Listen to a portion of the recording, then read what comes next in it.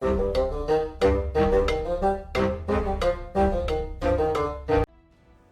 and welcome to the Critically Clueless. Today we are going to be reviewing Marvel's Guardians of the Galaxy. Fire up a wild ride across the cosmos in this fresh take of Marvel's Guardians of the Galaxy, in this action-adventure game where you play as Star-Lord leading the unpredictable Guardians across one explosion of chaos to the next. This game has been published by none other than Square Enix. It's also on the PlayStation, the Xbox and the PC, and will set you back now around $32.99, considering this game has actually been out for a while.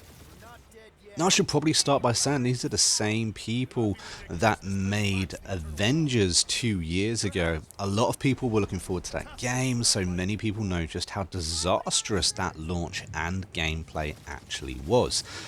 I think unfortunately, because of the association with that game, this game has actually performed quite terribly, and that's a real shame.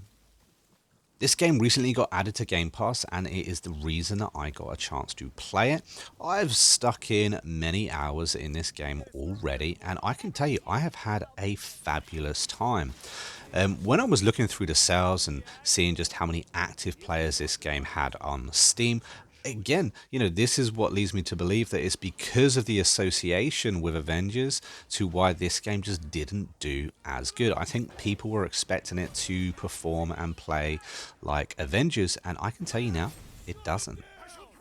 This game has pretty much everything I wanted to see from a Guardians game, all wrapped up in one. Now, I'm a little bit disappointed that the characters aren't based off the movies, but again, they've kind of gone down the same pattern as they did with the Avengers game, and that, it's a whole new cast, kind of similar personalities, everything that we would expect them to be, but it's not the actors from the movies that we know and love.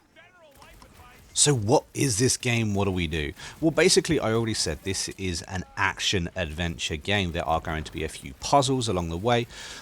It's not an open world game. You're kind of going from corridor to corridor, from fight to fight, from puzzle to puzzle. But this is a story-driven game. The story, in fact, is what caught me in this game, or what kept me coming back. And the different interactions that you kind of come across between the Guardians are just absolutely hilarious and totally on point. It's extremely believable. These are characters that we know and love, and it comes across on screen as well.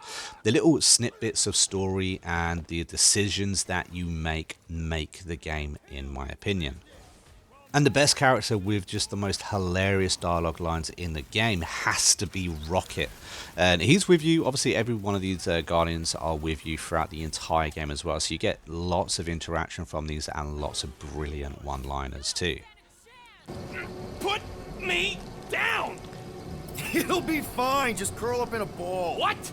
Drax, throw him. No! Very well. Peter! It's okay, he'll land on his feet. I guess that only applies to cats. You sons of sharks! Scut-busting ass! I am not familiar with these words. Filthy grunt scum! But I think he's making them up. He's really pissed. You.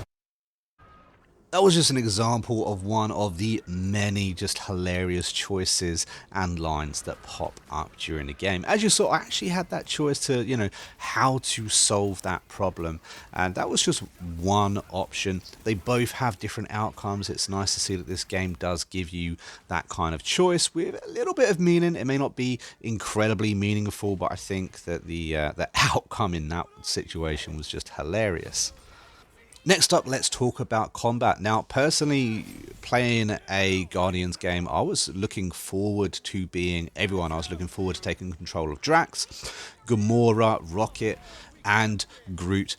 Unfortunately, it doesn't really work that way in this game. They all have special abilities, including Star-Lord himself, and you can choose when to activate these special abilities.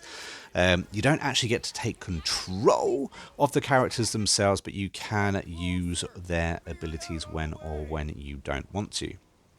But the combat itself is actually incredibly smooth. The other characters aren't literally just going to sit around doing nothing while you're not using their abilities. They are trying to fight back. They are AI controlled. But the abilities kind of add a little bit of teamwork. It adds a bit more of a strategy to these combat encounters. And it works very, very smoothly as well. I was thinking it was going to be incredibly clunky, but once you kind of understood what was happening and the buttons you needed to press in order to make it happen, you could kind of get the entire team to perform very quickly and very smoothly to whatever combat was happening at the time. But it is the story that gets you in this game, and quite often when you are trying to get to the next big battle scene, your guardians will chat and they will kind of, continue the story. You can kind of give back and choose your line of dialogue, if you will, adding to your own experience and the story as well. It's quite nice. It's incredibly smooth. I like the interaction. Whether it does a terrible amount, I don't really care. I like the fact that it requires the player to be involved in the story. This game also performed absolutely amazingly. There wasn't really any, huge amount of issues that I found at all. I'm playing this on the Xbox Series S and it performed extremely well. No matter how many bad guys were on the screen, no matter what it was I was trying to do, the game handled it extremely well.